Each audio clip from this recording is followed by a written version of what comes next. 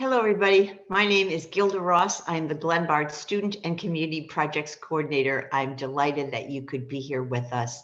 Many of you know, Glenbard is a high school district, and we are so proud of the programming that we provide for the early childhood parents. And after hearing the conversation at noon today with Dr. Iheoma Iruka and Dr. June Lee, I know that we are completely on the right track providing this kind of parenting. This foundation is so key, and making a home for all families right from the very, very start just benefits all of us. So I'm excited for this conversation. I briefly want to thank the sponsors who make this all possible, like the D93 Early Childhood Center of D93 Early Childhood Center. And we have Stephanie Rapoli, who'll be doing the introductions in a minute. But before we get there, there are many sponsors who join D93 and make this possible, and I want to thank them. And I want to thank you for your time. Please know that all of the programs of the Glenbard Parent Series are open, free, virtual, and welcome to everyone. So please do share with family and friends across the country and let them know that we're here to serve everyone. So upcoming very quickly before we get into our program, we are going to be hosting next week Devorah Heitner. Actually, before Devorah joins us this Thursday, we have Jimmy Cassis coming with offering some inspiration. He will be he's the author of a book called Culturize and Live Your Excellence. And he'll be talking about bringing your best self to work and home every day. That's this Thursday, March 2nd at 7 p.m.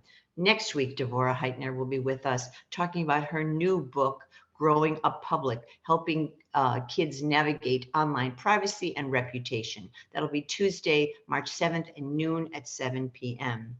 And then the following week, we are welcoming back Jessica Minahan. She has a 2-hour presentation at noon and repeated at 7 p.m. on March 14th.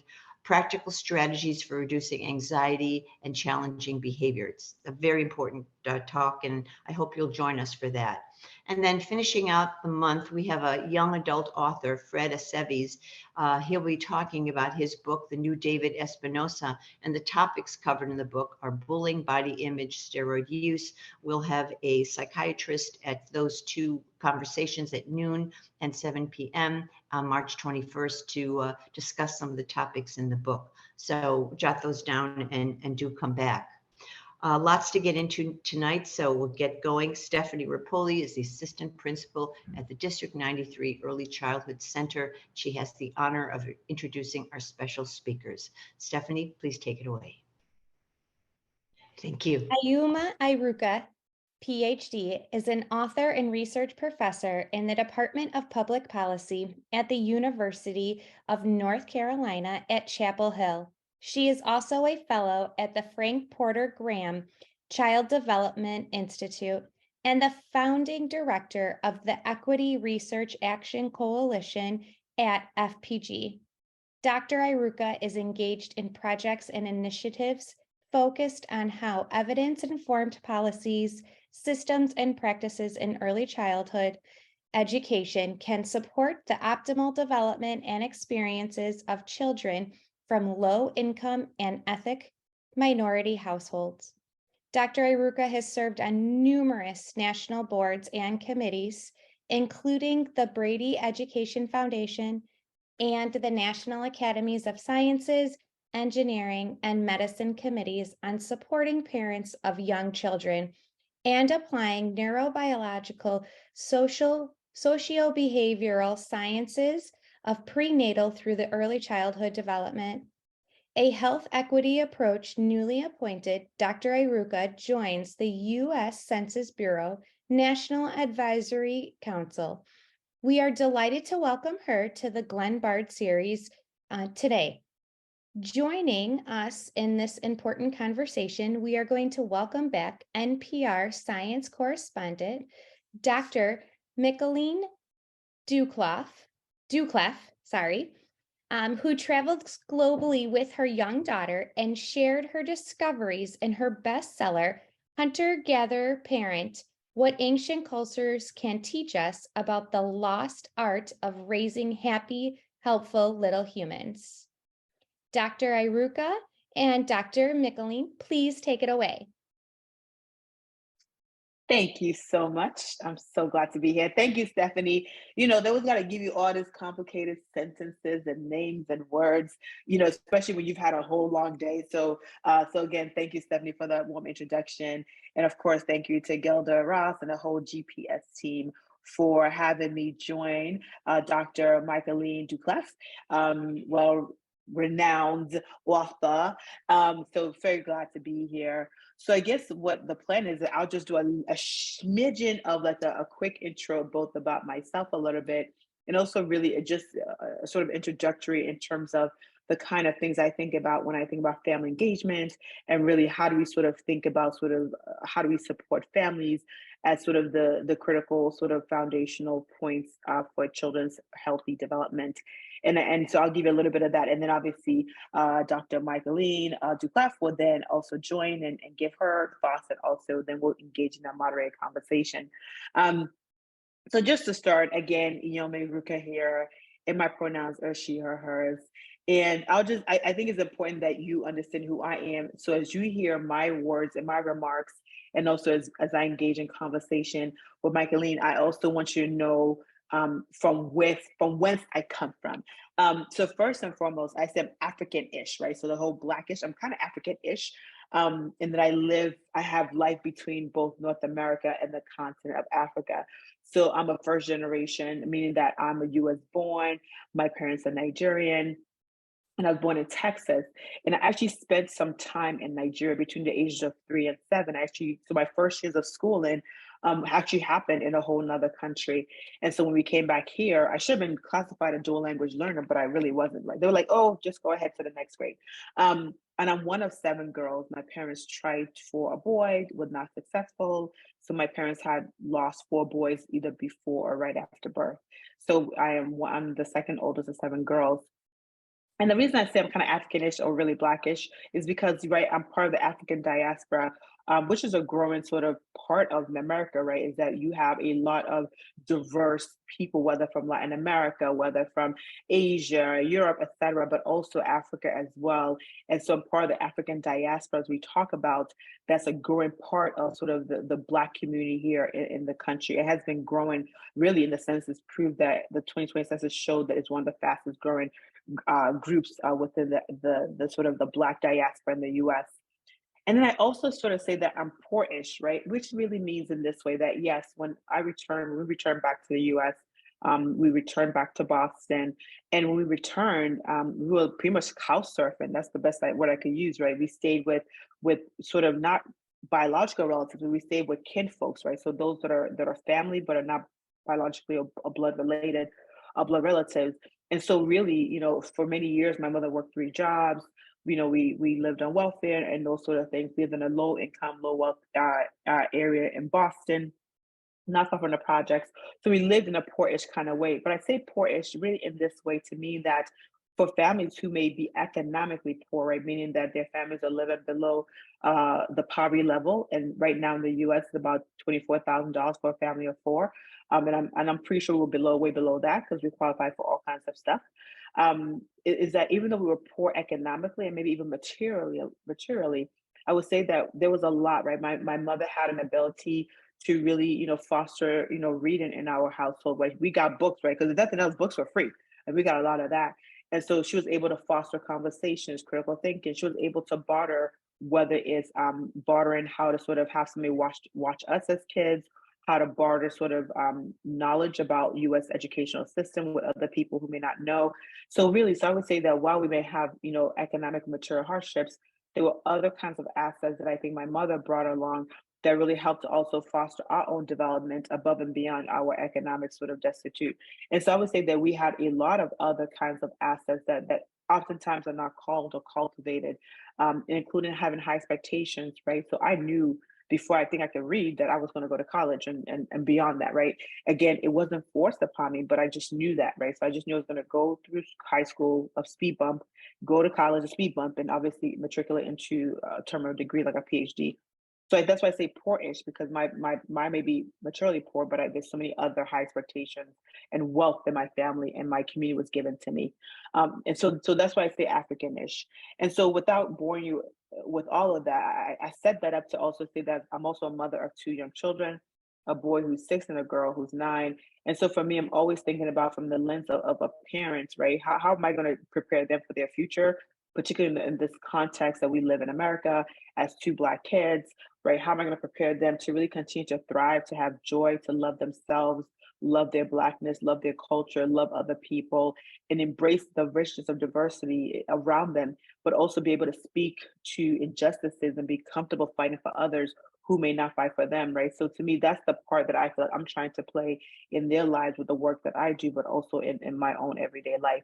And so I would say, right, as I think about my work as a parent, it's also my work as a scholar in the field, right? So I'm a founder and director of the Equity Research Action Coalition. And it's a collaborative at UNC at the Frank Porter Graham Child Development Institute, one of the premier institutes around child development. And really, we try to focus on co-construction, actionable research, and evaluation and practice with practitioners, with policymakers, to really support the optimal development of Black children and other children of color, because especially in the early years, and I would say that's where I'm centered, is that while I think about older children here and there, I'm centered in the early years, really prenatal through age 8, because the evidence is clear about the brain development is really happens really in those first really 1,000 days, but really those first 2,000 days. And so to me, it's important that we continue to honor, to cherish, to cultivate both children and families, especially in those first few years.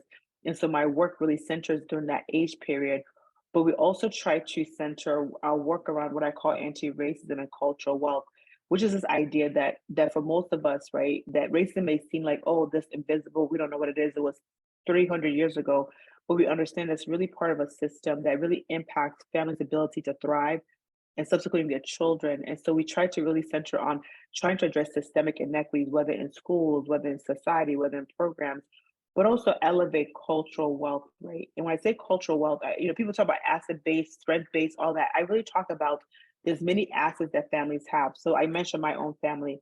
For example, the fact that you're poor doesn't mean that you can't have dreams and hopes and aspirations. The fact that you're poor or Black or brown does not mean that you don't have a strong kinship network, right? You have a lot of people around you, whether they're blood related or not, who really support you, love you, affirm you, guide you, nurture you. And we have to call upon those when we're thinking about how do we support our children, especially in the most critical time period. Or even when I think about resistance capital, right? That we still have a lot of families who are fighting for their children, fighting for other children, whether to make sure that kids get food, whether to make sure that they are living in healthy housing, or to make sure that they have proper childcare, or the schools are strong and teachers are paid, right? That we need to make sure that we recognize that even if somebody is poor, they may not speak the right language or dialect or whatever, but there's a lot of assets that they bring. And we can't just couch people into like what they look like as opposed to who they really are. And so that's really the kind of work that we do. And so we do both research, we identify policies that really matter and address equity. We also do a lot of sort of counter narrative through our publications, through our campaign. And we also think about sort of how do we support and mentor the young generation. But then before I close, I want to just specifically make sure I highlight, just as we talk about family engagement, I just want to highlight kind of the lens that I tend to bring to this work. And I think it was maybe 2017, I published a book with two colleagues, one of them being my mother, go figure, and the book was called Culturally Responsive Anti-Bias Framework of the 4 E's, right? And the 4 E's that we called upon was exploration, expectation, education, empowerment. And I just want to make sure I highlight what those things really mean. And that's after we looked at really all the things, we looked at all the interventions, all the programming, all the focus. We sort of called it down to, if you do these 4 things, then you're on a great path to engage in what we call culturally responsive, anti-bias family engagement. And that means that, for one, if you're exploring families' rich set of resources and skills, the more that you do that, the more you're able to position sort of what family strengths are and what areas need strengthening, right? You're able to see the ways family function, because now you understand their dreams, their hopes, their values, their belief systems, because we want to know that and humanize them. The second is about expectation. And it's important that we understand what expectations we have, under what condition, and why do we have those expectations? Are they based in our own ideology, or is it based on reality? So, what kind of expectations do we have for families? Because at the end of it, we should have expectations, right? I'm not fighting that, but I'm fighting what should they be, and how do we nurture them in many, many ways. And then education, and again, I don't mean the formal kind. I mean that we have to make sure that we really help families navigate a lot of the different systems that are quite complex. Even me, I've gone through and worked with many different systems across many different states, and they're very clunky and, of course, very unclear and have a lot of red tape. But how do we really support families to understand how, if your child has a potentially has a disability, how do you make sure that they're identified and also get services appropriately? Or if your child needs some sort of medical care, or if you just want to understand the transition from, say, preschool or pre-K to K to 12. Like, right, we have to be able to educate families on these systems and what to look for to really support them and support their child. And then finally, empowerment, the last E really is that this is the crux of all family engagement and support programming, right? Is that we're trying to empower families. And I take that in a really honest way, in that we have to make sure that we create a condition for families to feel like they can actually advocate for themselves, for their child or their children, but also for the community around them, including the teachers and the programs and all those sort of things. We have to create that condition for families to feel, really understand, I have the power and the voice. It doesn't matter what I look like. It doesn't matter what I sound like. It doesn't matter what money I have or don't have. But I know that I have the will, I have the knowledge, I have the experience, and my voice matters. And we have to create those kind of conditions. And so I'm hoping as we engage in this conversation, we can kind of think through, what can we do collectively to continue to foster a really authentic family engagement and support, not just for families and children, but also for educators who are drowning, right? Literally drowning with between the politics and children's mental health and families' mental health.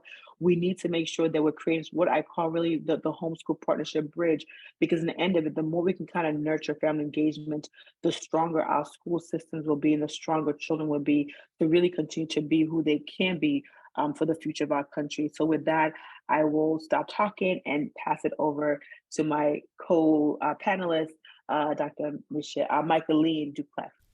Oh, thank you so much, Dr. Iheoma. That's a wonderful introduction, and I feel like I should respond by telling you about myself. So I come from a very Irish, Scottish background, and I was born and raised in Virginia. And I don't often talk about my past, but I grew up lower class, and I've come to realize in the last really couple of years, I mean, I'm in my 40s, just really how my economic status has affected me, and affected me as a parent, but also it affected me in the world. I think it was something that was always kind of never discussed in my family and hidden. But I've come to really appreciate what it's brought to me as a scientist. I have a PhD in chemistry, and I'm a reporter at NPR, and I love what you say about exploring and accentuating the strengths of families and different families, and things that we might not necessarily see as wealth are full of wealth. And I've gone all over the world talking to parents, and something that I will often hear is that a lot of people in the U.S. may not be economically poor, but they are relationally poor. And I'm curious if you could expand a little bit about, just the importance of, and what having a strong kinship network and having strong, in the U.S. we often think that the optimal parenting structure is this home with a mom and a dad in a house together, right? But if you look around the world and you look at the data, the psychological, the scientific literature, that actually probably isn't the optimal. And in fact, kids need lots of other people in their lives and lots of different generations. And I'm wondering if you could speak a little bit about what you feel like having this network and, you know, living in a place that's in a family that's relationally wealthy, you know, what that does for a child and what that does for the parents and how that empowers them. See, I think, and I feel like you hit it on the nose, Michaeleen, right? Is that we do have this sort of idea that family comes in this very rigid kind of structure. And if you vary from that, so if you're a single parent, if you're a same-sex family, if you're, and earlier we talked to, Dr. Lee was, the doctor of 2 kids, right? That there's something inherently wrong with that structure. And I think that's the problem. So that's one. The second is this idea that whatever the child becomes is really just because of the family, right? And we know that is not the case, right? We know from the literature that we've done, right? Especially for those of us who are developmental psychologists. I'm a developmental psychologist by training, which means I think about children's development and what are the things that impact them. And yes, I totally believe that families are really sort of the critical proximal impact. But I also believe that so are community sort of resources, right? Whether it's your church or some sort of faith-based group, whether it's your neighbors, whether it's your sort of, if you go to school or early care education programs, that those matter. We also know that other things like families' work impact children, right, in some way or another, right? But so does society. And so I think we have to sort of get away from this idea that it's all individualistic, which is where I think, good or not, this is where America is. We tend to sort of have this ideology of individualistic parenting, and we don't give credence to this collectivism that I think is more what you see in global society. Where I remember when I was in, and it happened mostly when I was in Nigeria, but also when I moved back to the States here, where if I'm walking down the street, right, as a 4 or 5-year-old, and I'm doing something wrong, and they look at me, they're like, "Oh, that's Iruka, the Iruka family," and they'll tell me, your dad and mom wouldn't like that behavior, so you need to shape up, right? And even when I was living with my kin folks as well, they have the right and authority to also correct me if I was basically disrespecting my family's name. And we know that happens across the globe, right? Again, it's not abuse, it's not, stepping out of bounds, is that the family is a much more of a larger configuration. And I would say, even here in the States, if we think about the history of the US, and part of it is that when we think about the enslavement period, when they pretty much ripped away Black families, that was done, during the transatlantic, and it was done obviously here during the enslavement period, where, babies were sold, fathers were sold, all that. People had to create a semblance of a family, right? They may not be biologically related, but they were related in spirit and body and mind and love. And so you create what is your kinfolk. And we still see that operating. I have many aunties, I have many cousins.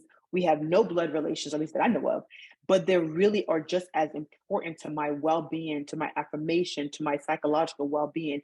And that was important also for my mom, because she has these other resources she can call on, because as a woman working 3 jobs, has a lot of other challenges, etc., to be able to call on others who also love you and love your children and can also play that role is really important for all of us.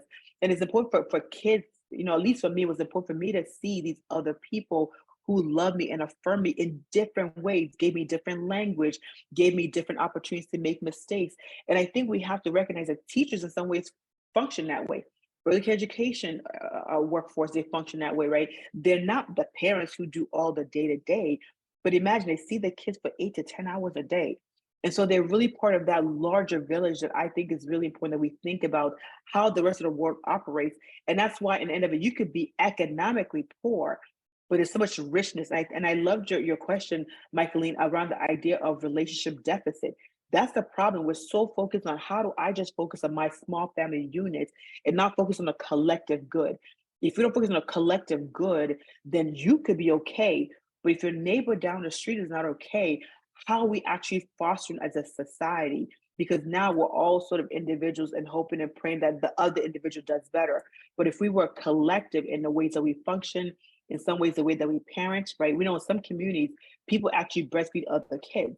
Other kids, right? Because you understand the power of that level of love to be able to breastfeed the children in your village, because you know that their health matters not just for today, but it matters for the longevity of your own people. And that's the thing that I think we often miss, is that we need to be much more deeply connected than we are today. Again, it doesn't mean that it's wrong per se, but it may mean that we don't think in a collective manner as we see in other sort of countries and communities. So, I mean, individualism is like so strong in some parts of America, and I'm curious, like, how do you get people to understand the value of bringing other people into your life, caring about other people? There's some statistic I was reading that said, feeling like you have support, that like if something goes wrong, you get into trouble somehow financially or emotionally, and that you have somebody there to help you, or that you are there to help somebody else, is actually more important to people's health than, or is as important as whether you smoke or not, or how much you drink. It's this incredibly important part of our lives and our children's lives too. And yet I feel like there's this resistance to people reaching out to that neighbor and creating that. There's almost this sense of like weakness is if you ask for help. What can you say to parents, to build this network, to build this auntie network, or to care about their neighbors in this way? Yeah. When we think about it, right? I mean, as much as some of us talk a lot about sort of the dangers and the horribleness of social media, especially for our kids, they're correct. Listen to all the different research out there, right? There's some benefits. But if we think about it, part of what social media does when it's done well is it allows us to really connect with a diversity of people. It allows us to also create our community, to be able to reach a lot of people. When I think about, when I was, pregnant, first pregnant, right? Yes, I know about babies and all these things, but the whole getting pregnant and being a working mom and all that, I had to figure that out. But being able to have a village of like-minded people who had different experiences but could understand what I'm going through is really important, right? So you feel like you're not alone. And if we think about the mental health crisis that we're in here, right? We're talking about 40, 50%, almost 1 out of 3 kids, adolescents, especially if the LGBTQ, has thought about and contemplated suicide.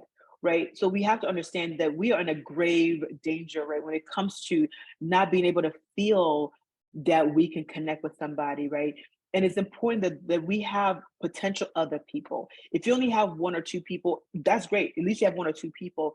But if you're able to say, you know what, I may not be able to talk to so-and-so for whatever reason, but I have some other options of who I could talk to, who may understand what I'm feeling today, that could save multiple lives. I think we have to begin to sort of harness the power that raising children, especially now, I don't know what it was like in the 1960s, but I think raising children now is going to require not just being a good person, right? You can be a good person. You could read all the books, put them in all the great early care education programs, put them in the best schools, put them in all the great after schools and music. You can do all that right, but something could still go wrong, right? Again, so there's no perfection.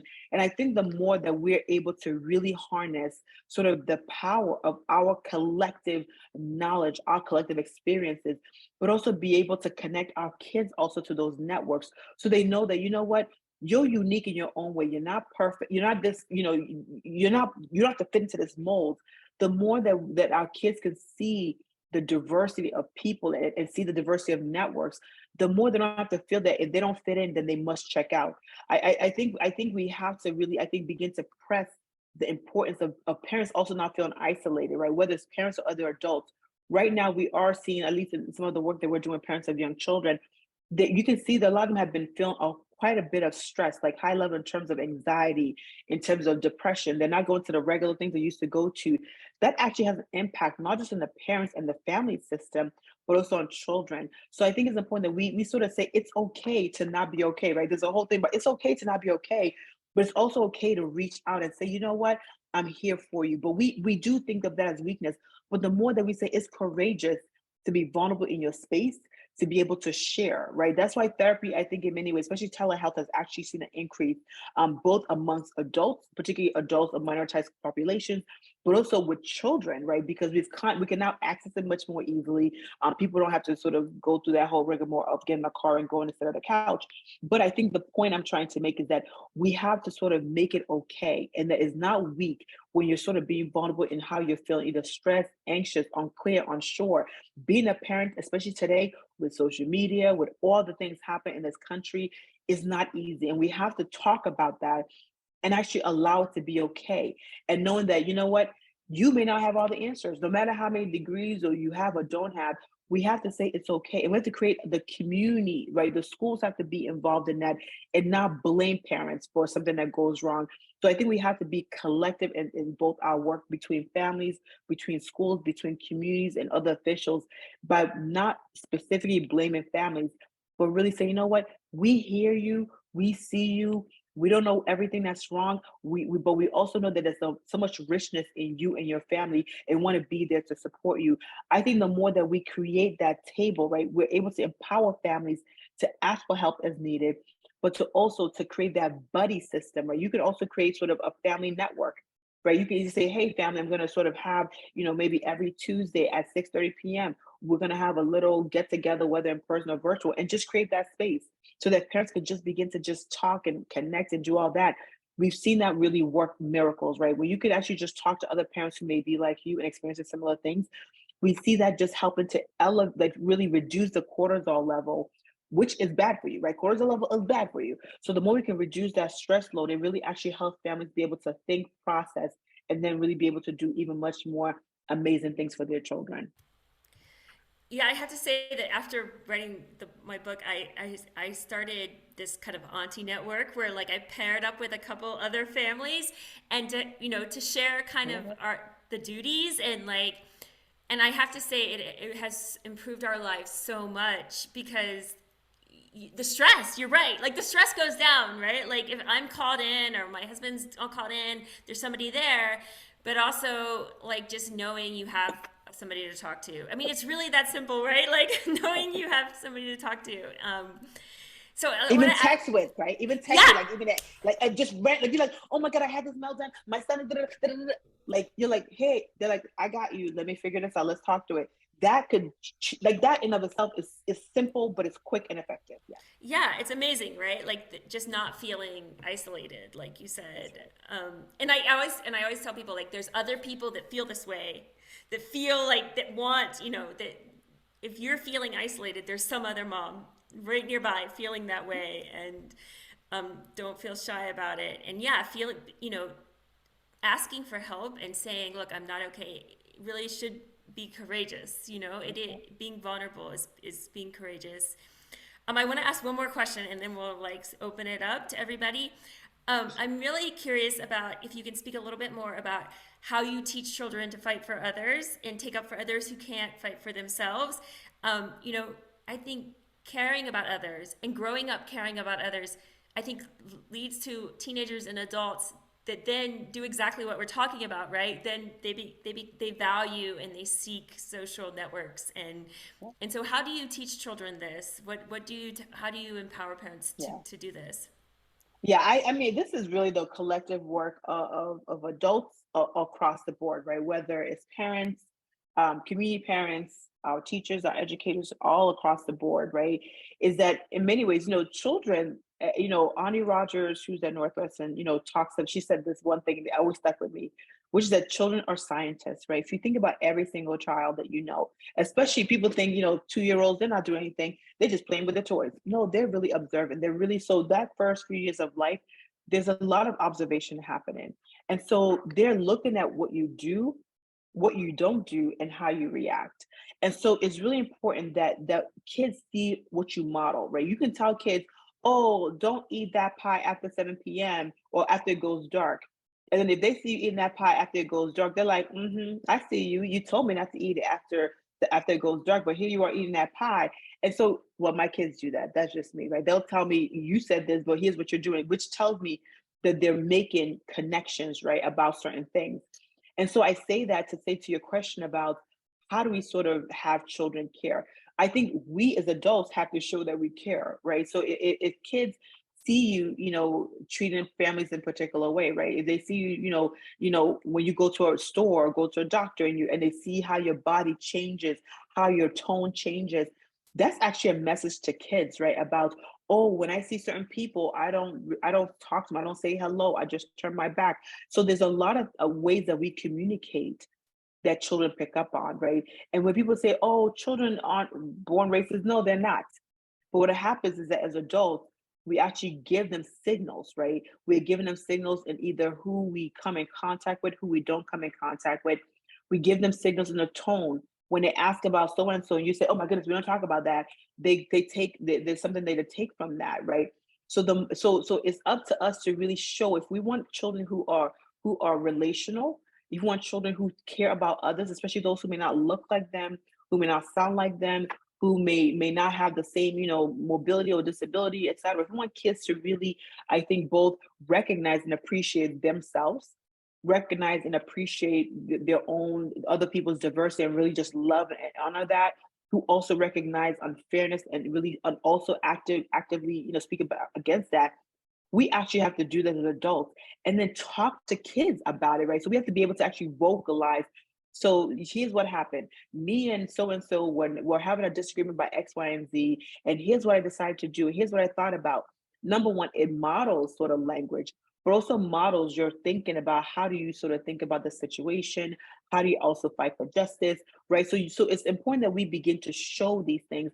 We can do that through also the books that we read, right? So think about the books that's on your bookshelf, parents, right? Are they basically all books of white kids or animals, right? Do you have books about, Latino children? Do you have books about children who maybe have an identity, issues? Do you have books about Black people, right? Do you have books written by Black people or other people of color, Indigenous scholars? So we have to even look at our bookshelves, look at sort of what doctors we go to, look at who's around us or not around us. So I think that kids, because they are young children who are having, their brain is forming, right? They're beginning to make connections and they're having to look at their environment, which is an important part of development. And so if our environment is sort of signaling to them, oh, we only care about those who look like us. We only care about those who are in our family. We mistreat those who are just look like us, or we mistreat those who don't look like us and not part of our family. And they pick up on that. And that means that, the things that we see adults do, the bigotry and all that, they don't do that now because they're 40. We've been cultivating that over time, either in our home, either in our schools, either in our community, even in our discourse, right? And so to me, we as adults have control over that kind of thing. And of course, social media, now we have a whole other apparatus that does that. And we have seen that so many times. And even for those families that say, oh, I want to make sure my kids don't get any screen time, they won't be influenced. They don't need screen time to do that. We know from a lot of our studies, including, like, for example, the adult test by Clark and Clark, that showed even, Black kids at the age of 5 and 6 are really already feeling the sense that Black is ugly and mean and dirty and smelly compared to being white, right? They didn't have books and all that and videos, but they got that because society was basically spewing that right to them. So I think to do the opposite, we have to make sure that as adults, we're really aware about how we're interacting, right? What biases do we have? What kind of bigotry are we perpetrating? And then look at our own physical environments, right? What are we showing kids in their first 1,000 days? Are we showing them only one kind of ways of being? So in many ways, we have to be critical in not just in our own self, but also in our behavior, in our materials. And the more we can kind of be more conscious agents, even in our conversations, right? Even being able to have really clear conversations about, let me look at the shape of your eyes, look at the shape of your nose. What about your friends? We can give them actual words to describe facial features, to describe, differences, but don't give them judgments. Don't say, oh, you have a big old nose, right? You can say they have this nose that's broad, right? Give them really, I think, terms that are definitions and also clear, but not judgmental, right? So the more we can kind of, I think, really engage in those sort of conversations at a child level, that really also reduce some of that biases. I think kids are naturally going to want to be with others. They naturally want to be liked as well. But we have to cultivate that, but in our own homes, in our own communities.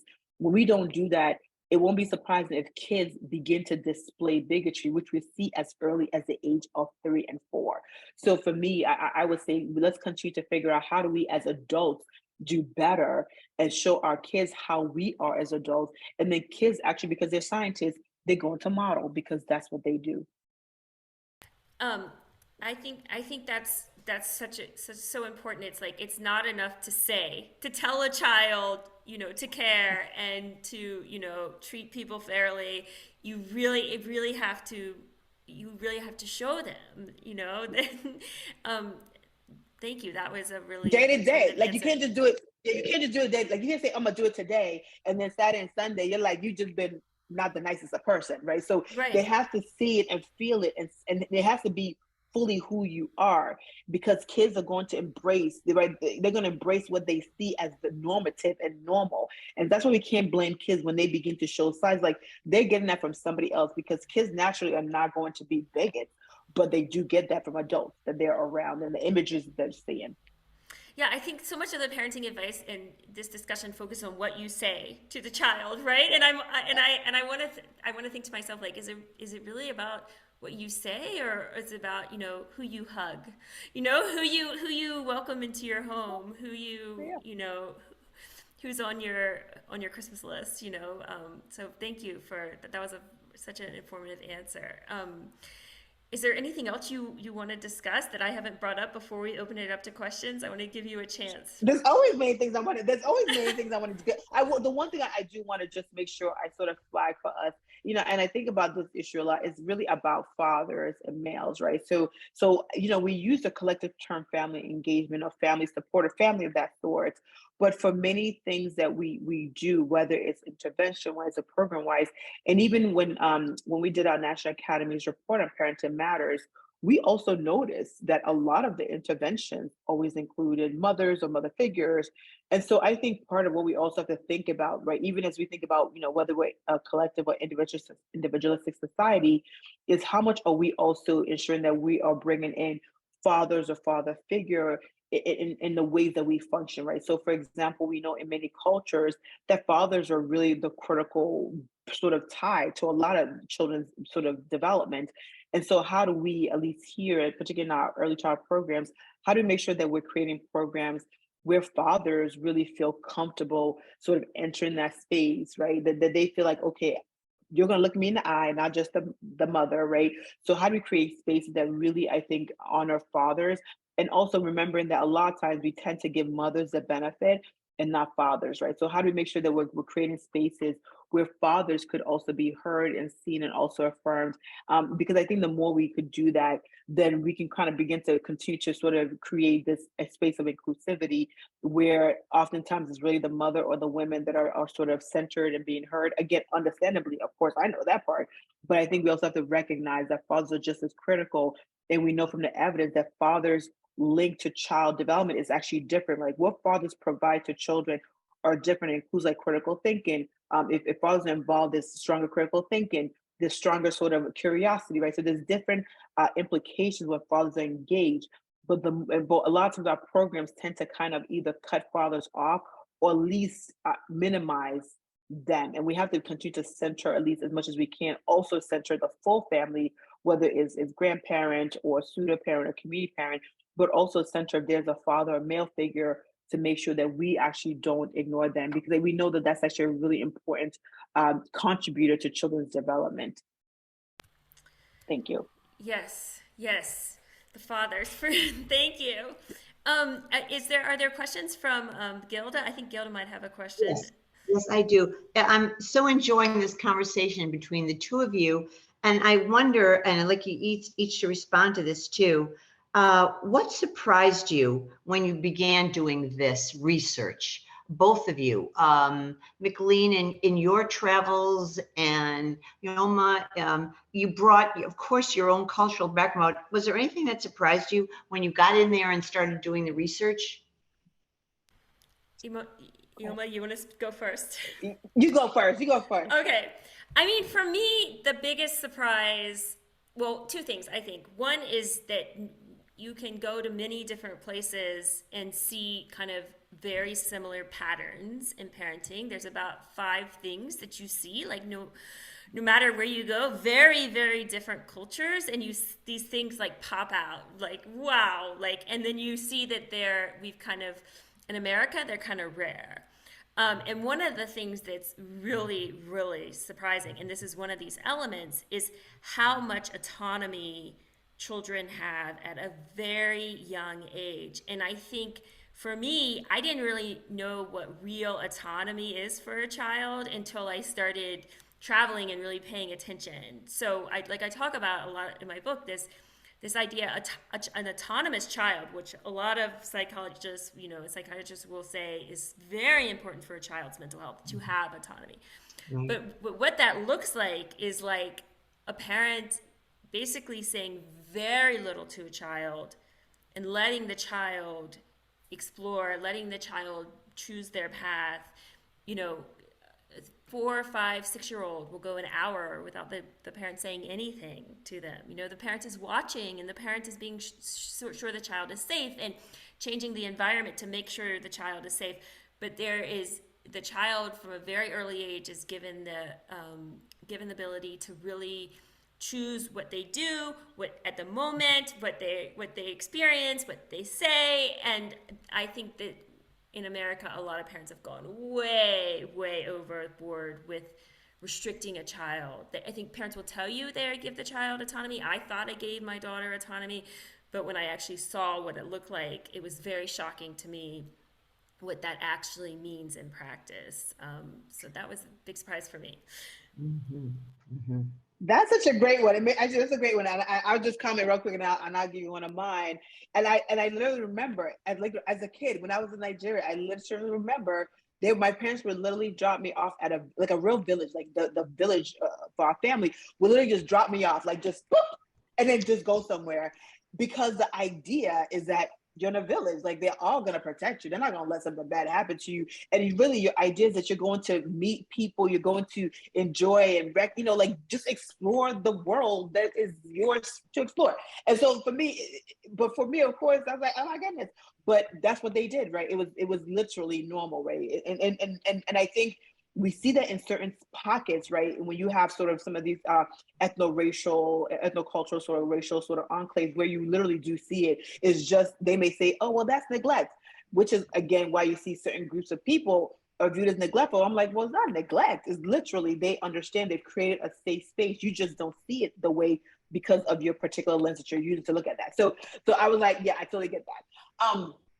I would say for me, the thing that I think surprised me, at least in my research, and it shouldn't be surprising, is how much we have not fully articulated how racism impacts families and family development and family. Like, I think we kind of just, like, I think we've just said, you know what, you decide to have a kid, and so you need to make it work because I made it work. And so if you didn't make it work, something is wrong with you. Right. And so for me, as I've sort of done my work, right, I'm having to articulate how racism actually impacts the family unit, how it's impacted it over generations, and how it's impacting it today. And people are like, oh my goodness, right? Because we spend so much time trying to fix families. And I'm like, well, there's a reason why actually that doesn't really work, right? We have not actually invested in the family unit, particularly families of color, and we continue to see the reverberations of it. And so for me, it shouldn't be, it's not surprising, but it's also hard, because we just assumed families will make it because they'll pull themselves up by a bootstrap or some bootstrap, and we have never really actually asked the question of, why do some families have a bootstrap, have all this, and some families don't? And to recognize that it's not by accident. And then we treat certain families accordingly, right? Just because you don't have access or assets, I'm sorry, go figure it out. So I feel like for me, that's been one part. The other part, though, I will say has been, I think, exciting for me, whether it's a surprise or not, is I'm able to now really talk about, specifically operationalize the cultural assets, right? And it was done, and this is not new, right? I think about, work by Robert Hill, who talked about sort of the assets of Black families, which was in counter narrative to the Moynihan report about the problem with the Negro family, right? So for me, I'm beginning to sort of elevate all of this work that was happening and has happened, but has been ignored. And so for me, it's more exciting to kind of just, I think, go back to the roots of really brilliant people about families, or especially families of color, Black families specifically, have gone through a lot and still go through a lot, but still find joy in a lot of things. And I think we sort of can't ignore those aspects of finding joy, even in the midst of a country that kind of hates you, right? In some ways or another. And you know, especially as the one without power, to still be viewed in such a vitriolic way is one of those. I'm like, but there's still joy that Black communities find and other communities of color find. So for me, it's still, I think it's still surprising how much people don't understand how much it impacts families. And so to blame families, particularly families of color, for certain things, I think it's a bit shallow, but also ignorant. And so that's the part that I think my research continues to sort of push on, is like, we have to understand that families are impacted by contemporary issues, but also historical issues, right? If you have taken my family, taken my land, and you know, the indigenous people, we took their land, right? We took their children. That actually has impact today. And the fact that we kind of ignore those things, and we say, oh my goodness, why are you an alcoholic? Why are you depressed? Why are you stressed?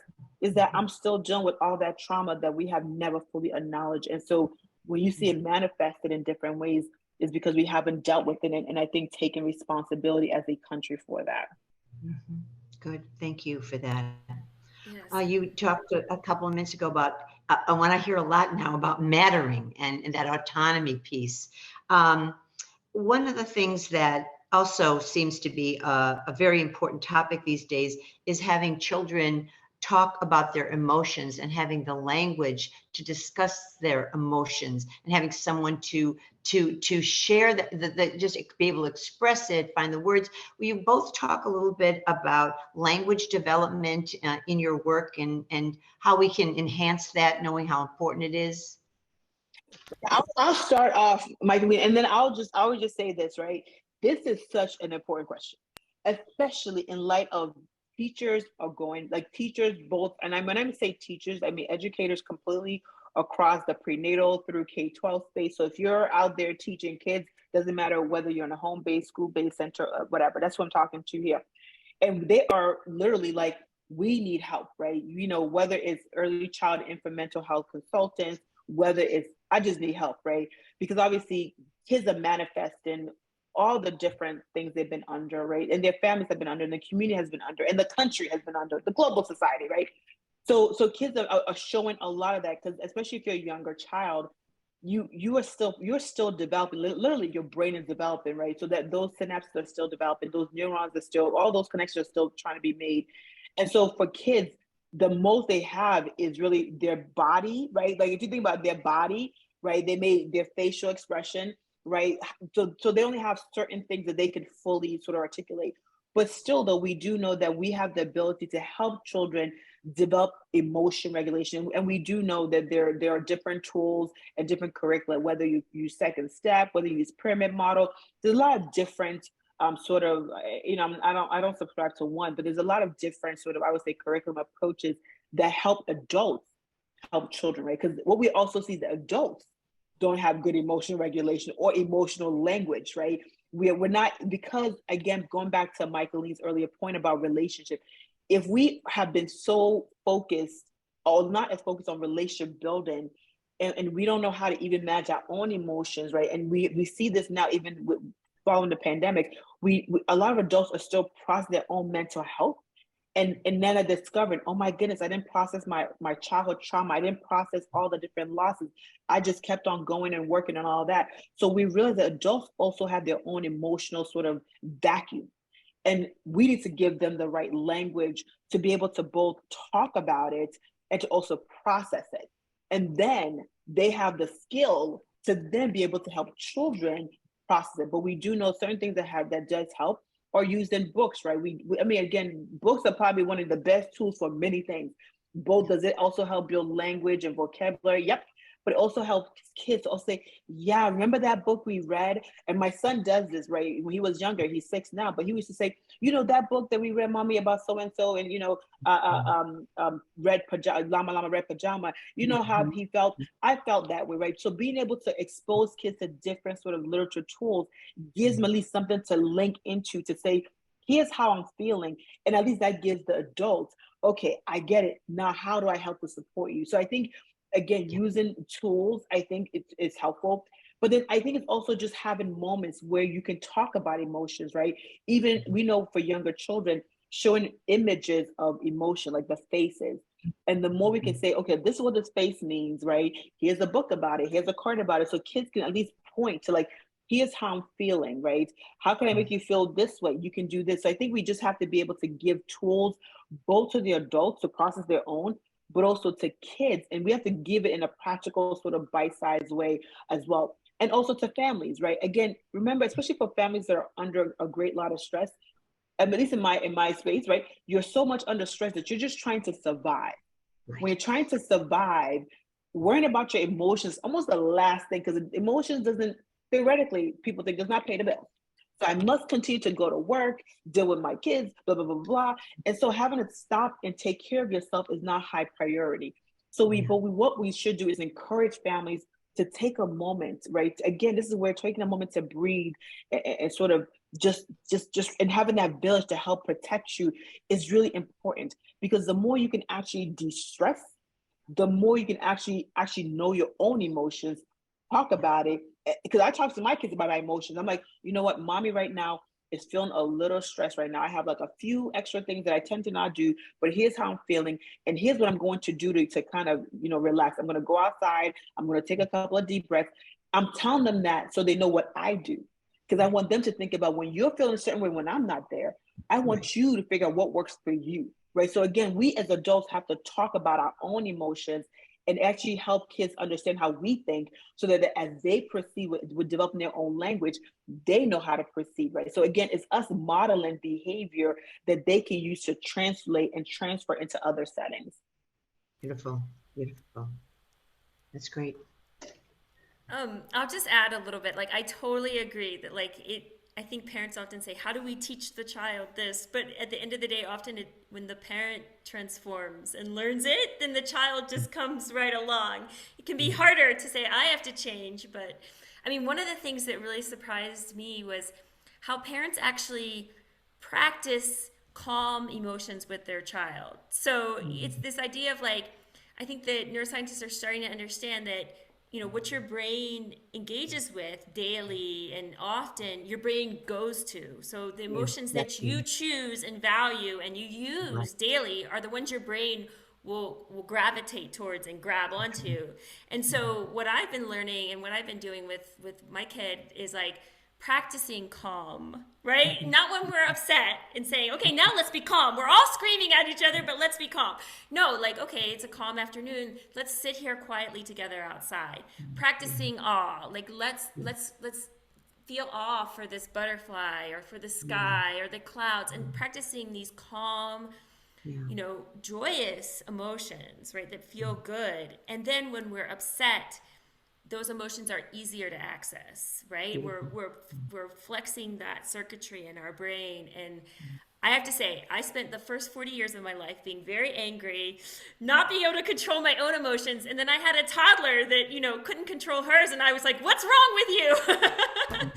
And once I started to realize okay, how do I become being able to talk about my anger and being able to classify it differently as not just anger, right? But frustration and a little bit of stress. And then I could teach her. But it really did start with me. I was asking a 2-year-old to do something that I really couldn't do. Yeah, I love that. That's great. Taking in the good, right? In the good moment. Stephanie, I know you have a comment.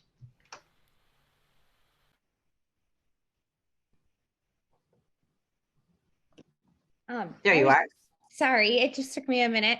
So I was just going to say, especially when you guys are talking about emotions, social emotional development has been so important and a huge focus in schools, especially when you're talking about our calming strategies. That's one of our emphasis that we talk to all the kids about, and making sure they have areas where they can go and calm themselves. And it could also just be time for them to they just need their own moment and different strategies in that area. So I just wanted to say it's a huge impact that not only our students are having, but also our teachers, and hopefully it is expanding into the homes as well. So that way we can support parents when their kids need different strategies. Thank you, Stephanie. Yes, it's very encouraging to hear that. There were just so many things that you said that I jotted down, and I thought about other people, like recently, Lisa Demore. She talked about the importance for parents need to be the emotional dumping ground for our children. And then we have to have that network where we're doing the emotional dumping ground. And then you made me think about one of my favorite expressions: kids hear 1% of everything you say and 100% of everything you do. So we got to be living it. And we also, you talk a lot here about going forward to that mattering piece. There just seems to be so much in the literature about, and so it's perfect that you're both here about empowering everybody. The 4 E's, there's a question about this: expectation, education, empowerment. And what was the last one? Or the number 4? Exploration. Exploration. My last question before we say goodbye. What is the one there? We had a huge crowd today at noon.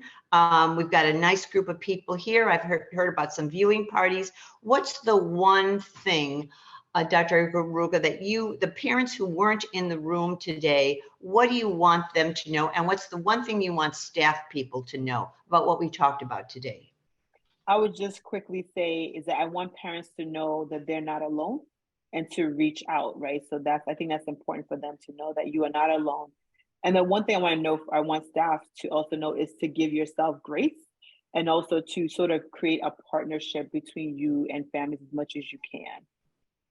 Like, you can only do this, if we're here for kids, we can only do it together and not alone. Beautiful. We'll take those words to heart, and I promise you we'll take them forward. Thank you both. Michaeleen, lovely to see you again. Dr. Iruka, we'll see you again, I know. Thanks, Stephanie, for joining us. Thank all of you. Thanks, Jerica, for managing behind the scenes. Now we will go and hug the children now. Thank you for having me. Thank you. Thank you. Be well, everybody. everybody. Bye. See you next time. Bye-bye.